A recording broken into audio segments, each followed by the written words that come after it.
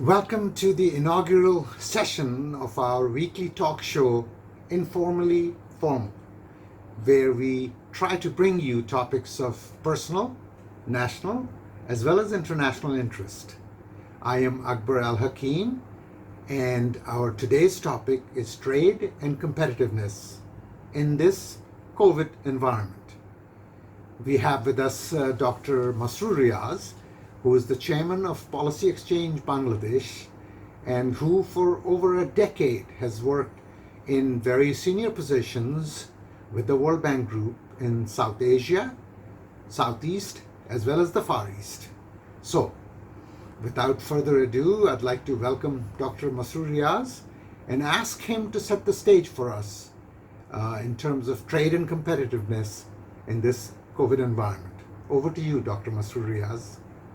It's indeed a great privilege to be both at your show, who I have admired for so long. It is also a privilege that I was able to join you in your first show in this very exciting series. You touch upon a very important issue in the current times: trade and competitiveness. The health pandemic, its nature, and the lockdown, a global lockdown, led to complete collapse of both the supply as well as the demand side of the economy. Now, that is very rare in the economic crisis that we have seen in the past decades.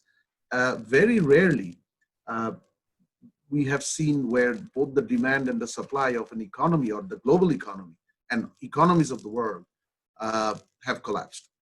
If you look at 2008, the world financial crisis, the global financial crisis, if you look at the 1998 Asian currency crisis, or even the Great Depression almost 100 years ago, it was mainly a demand side problem. There were fundamental inefficiencies or anomalies in the economy. As a result, people lost jobs, people lost incomes, lots of institutions collapsed, and leading to a major drop in the demands, aggregate demands, external demands, and so on. But this time around, we have a complete seizure of both demand and supply. The world growth, the economic growth globally, is going to contract by more than 5% in the coming year.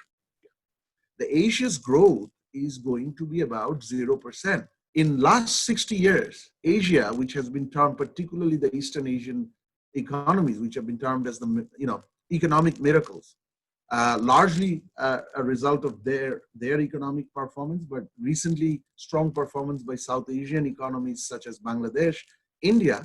Asia, for the first time in 6 decades, 60 years, the growth is going to come down to 0%. South Asia, which has been one of the strongest economic performance registering regions over the last decade, if not longer, is going to come down to less than 3%, about 2.5, 2.7%, its economic growth. ILO's projection was that the world was going to lose about 195 million jobs.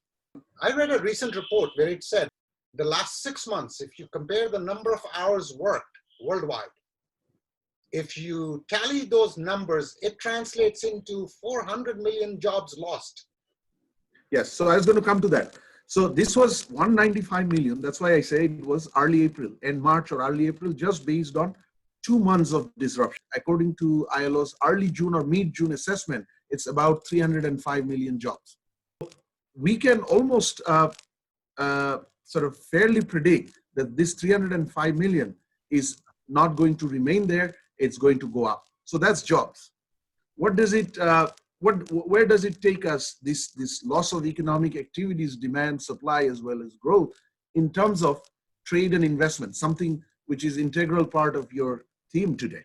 Competitiveness is very much about the private sector, about agribusiness, about services, about manufacturing. So these are intrinsically linked to these two areas, trade and investment. Investment, the world is going, according to the UNCTAD, the world is going to lose about 30 to 40% of investment in the coming year. That's massive, colossal. Very rarely in the last couple of decades or few decades, the world has ever gone to a stage where it had lost about 1/3 or more of global investment. Now that is a massive blow because investment, as you know, is really the determinant or single most important determinant of sustainable more and better jobs. Quick interjection. Sure. You're absolutely right. Let me just, based on what you've talked about, this is unprecedented you brought out a very excellent point. That it's unprecedented that this time around it's globally speaking, both from a supply as well as a demand side contraction, which is rather unique. Very good point. Not to take you away from the discussion that you were having, but let me direct you now to some particular questions, Masrur. One is with the overall contraction and stuff. You spoke about as to how the entire world GDP is going to substantially contract, not just this year, I believe, in the coming year as well. As much as we had hoped, some of the world's economists and some economies had hoped that this could be a V-shaped recovery, but we now pretty much understand that this is going to be a U-shaped, if not an L-shaped recovery. So this is for the long haul. So my first question, a little directed question, would be from a trade and competitiveness standpoint. Of course, the whole thing is contracting. But Masrur, my question to you is, do you see any fundamental change because of the new normal, so to speak? Do you see any fundamental change happening? Is it going to go back to business as usual? Or do you believe that this pandemic is going to fundamentally change the way business is done? This pandemic, the behavior of the pandemic, its presence and the extent to which, and its sort of return in some cases through second or third wave, is going to be the first thing which will determine how fast we come to normalcy, some form of normalcy, whether we can sustain that normalcy and then initiate full-fledged high-speed recovery process. So that's number one. That's why there's still uncertainties or uncharted territories that we are having to deal with. So the recovery timing, recovery shape, and the recovery speed is going to largely depend on this one, number one.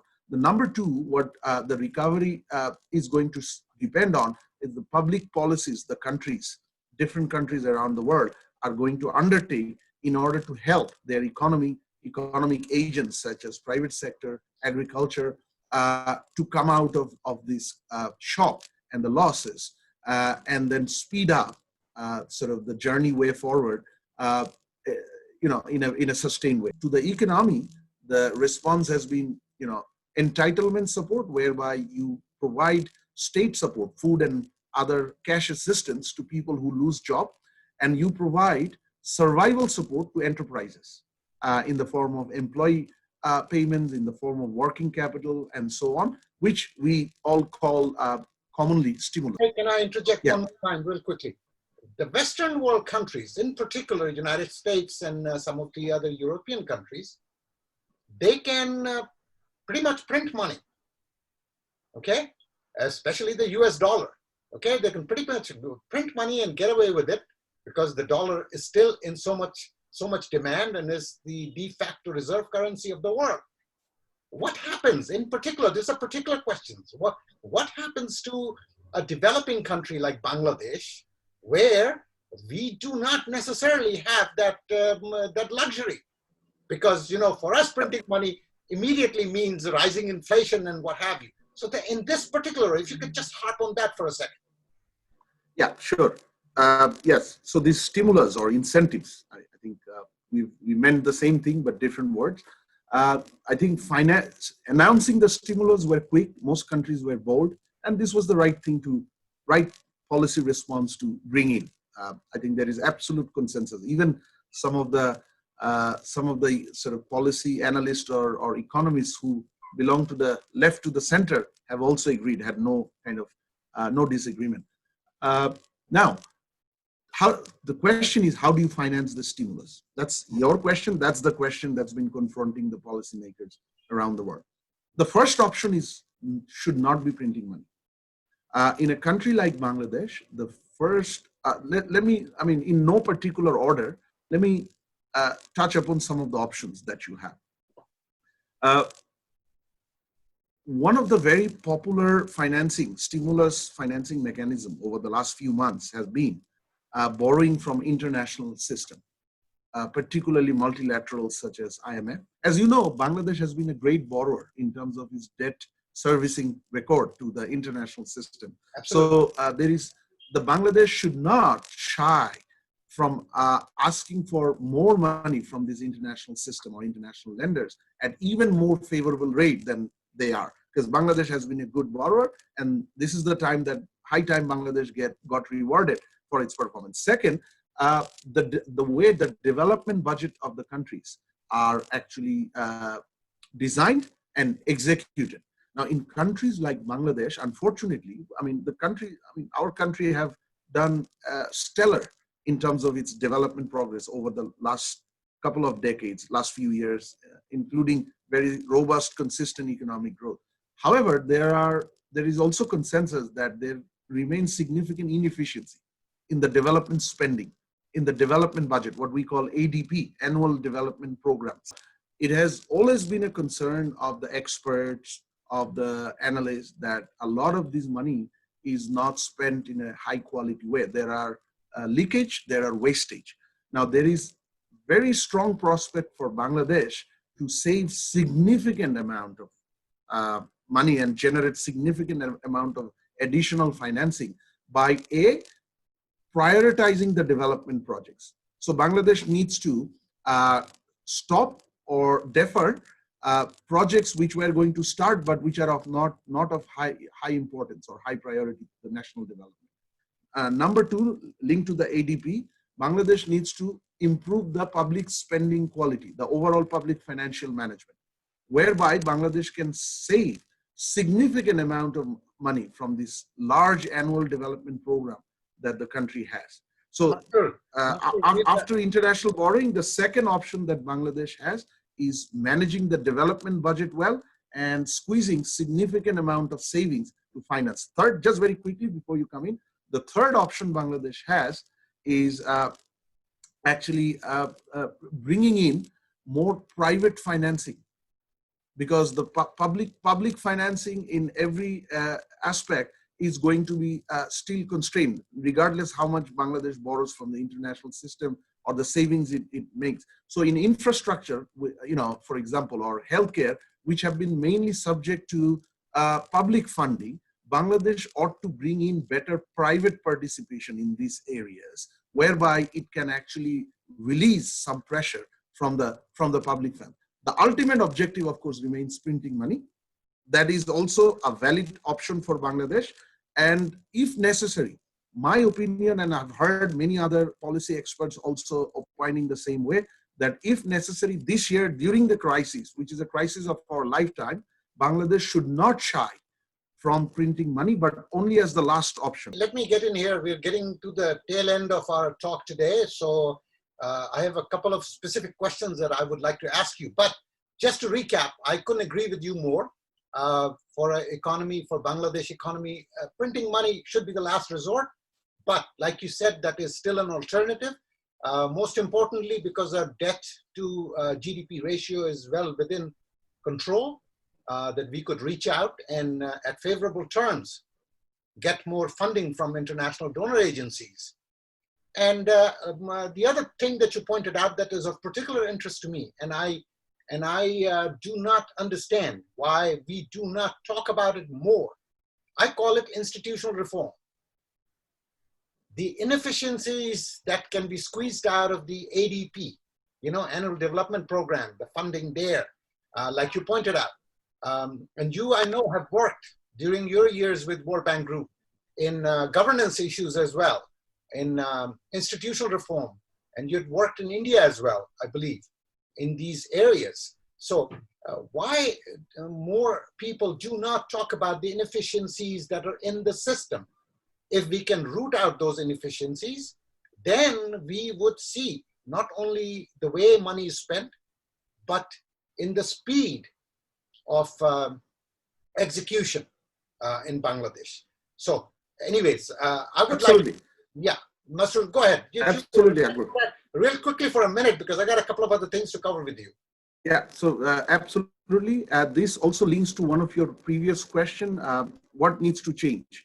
I think response and adoption of bold reform programs is now a reality. It's essential, it's a must, and it needs to happen. We have to look at the greater good of the economy and the people and the country, and not be influenced by vested interests, which in many countries and in Bangladesh often hold back much needed reforms. A few areas, so economy is going to require all hands on the deck.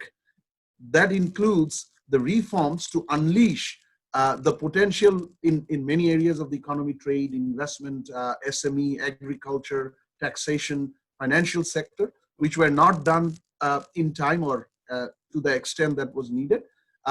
Reforms, the state also needs to bring in the reforms to minimize the inefficiencies, not only in ADP, but also in many other areas, public spending, in terms of development projects, in terms of tax revenue management, and so on. Given the economy is in crisis, and the biggest drivers of the economy are trade, investment, and the biggest loss is jobs, the country really, or the policymaker really, has to prioritize the reforms which are going to unleash the potential of the trade and investment drivers, leading to creation of more jobs. This would require an improvement in the business climate. So our age-old legal framework, our red tapes in the regulations, such as insolvency, paying taxes, cross-border trading in terms of trade facilitation, in terms of registering of your property, including intellectual property and so on. Then they all need to be brought in as soon as possible to make the business environment as competitive and as easy as possible, which would also lead to a significant cost competitiveness for the private sector. But the country also needs reforms, at least in two other big enablers. One is the taxation system. The tax, particularly the direct taxes like income taxes, as well as indirect taxes like VAT, there are many inefficiencies. Many businesses have been complaining for long that the tax, not only the rate, but the way tax is administered, or the regulations, they're quite burdensome. And finally, the financial sector. As you know, the finance work as the kind of the lubricant for the entire economy. Bangladesh financial sector has been ailing for some time. High NPL, low liquidity, a number of corporate governance problems. I think, and going forward, to implement the stimulus as well as to actually fund the recovery and the growth out of this, when we come out of the crisis, financial institutions' role are going to be paramount. Right. We need to interject here. We just got a quick few minutes left. I need to bring you in again, of course, to talk about ease of doing business and how we can climb up the ladder there. And then in particular, institutional reform and governance issues and stuff like that. That should be another full-blown topic, I believe. Masrur, you have considerable experience there, working at the government level. And so I'd look forward to bringing you to talk about those issues. In particular now, just in closing, and very quick remarks, because we're at the absolute tail end of our session today. One is Bangladesh, as we all know, is highly dependent on the ready-made garment sector, accounts for over 80% of our foreign earnings. And out of the basket, we have lost perhaps more than $4 billion in order so far, perhaps even more. I do not know the exact statistics. And it's not a very well diversified export basket that we have. Very quickly, under a minute, Masrur, what is your comment on that? What do you see? How does it overcome? And also, I might add, even though we have seen some increase in remittance, but the outlook, second half of the year and moving into next year, as these economies where we have our migrant workers working are also contracting significantly, and there is a movement now to generate local employment and get rid of foreign workers. So I see a drastic reduction in foreign remittance as well going forward. So these two areas, very quickly, Masrur.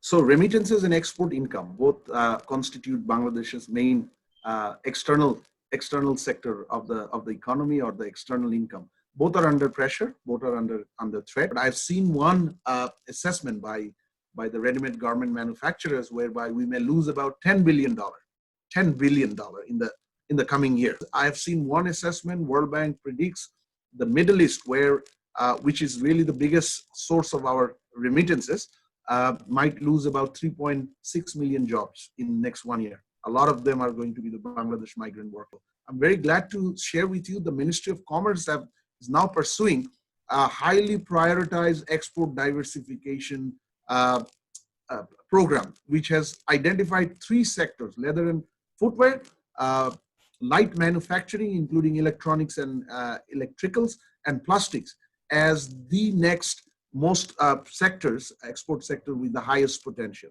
Now, what needs to come in is a number of reforms in these sectors to increase their competitiveness. In export, we compete with the whole world, so we need to be competitive. There, we have to first and foremost, we have to look at a few things. Productivity. Our productivity is low due to our skills and technology gaps. We have to increase our productivity to match those of India, Indonesia, and certainly Vietnam. We have to improve our standards, which restricts our market access, at least in big number. Standards include both product quality, but it also includes what is related to responsible or sustainability in business, that is environmental and social standards. Those standards in Bangladesh do not conform to what's necessary in most cases for many products to enter markets like US, Europe, Canada, Australia, or even China for that matter, which is a big market. Thirdly, we have to look into the business climate, sector-specific business climate of these new sectors, potential sectors, because there are many issues in these sectors, many policy, legal, and regulatory constraints, which are very sector-specific. Masrur, thank you. Thank you so much. We have come to an end of our discussion today. These are all such interesting topics, and Masrur, to talk with you for such a brief time is just simply not fair. So I would say that we need to get together many more times to talk in specific areas of that you have tremendous experience in and that you've worked in. But anyways, ladies and gentlemen, thank you all for joining us in our inaugural session today. I particularly thank Dr. Masrur Reaz, Chairman of Policy Exchange Bangladesh, for his valuable time. Look forward to joining you again next week. Ladies and gentlemen, thank you very much. Have a very good day. Bye-bye.